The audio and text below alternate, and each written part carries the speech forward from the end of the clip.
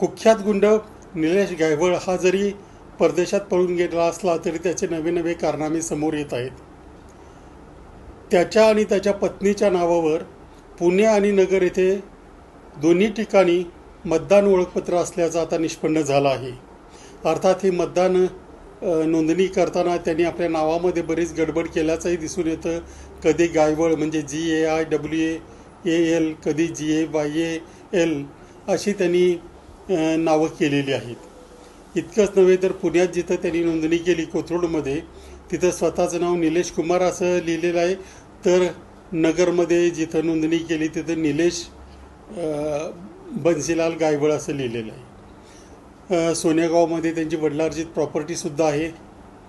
परंतु अशा पद्धतीने जर मतदार नाव नोंदणी होत असेल तर ती खरोखरच चिंतेची बाब आहे.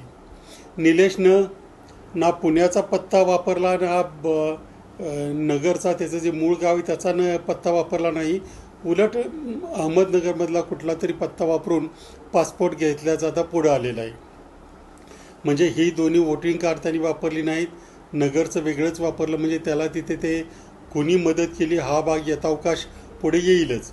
परंतु सध्या मुद्दा आहे तो बनावट मतदार नोंदणीचा.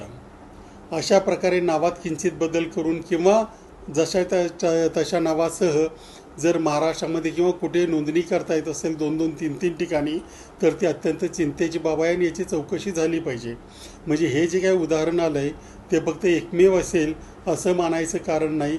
ज्या अर्थी अशा प्रकारचे गडबड करणाऱ्यांना या गडबडी कशा करायच्या माहिती आहे, त्या अर्थी अशी महाराष्ट्रामध्ये हजारोंची नोंदणी झालेली असण्याची शक्यता आहे. मुळात यापूर्वी राजुऱ्याला काय झालं, तुळजापूरला काय झालं त्याचा तपास कुठेही झालेला नाही.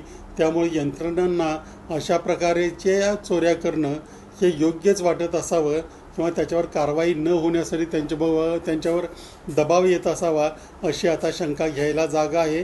परंतु आता तरी इलेक्शन कमिशनने आणि पोलिसांनी या सगळ्या गोष्टीचा गायवळच्या प्रकरणात काय झालं, नावं कसं बदलली, कुणी मदत केली या सगळ्याच्याच छडा लावला पाहिजे अशी मात्र सामान्य नागरिकांची भावना आहे.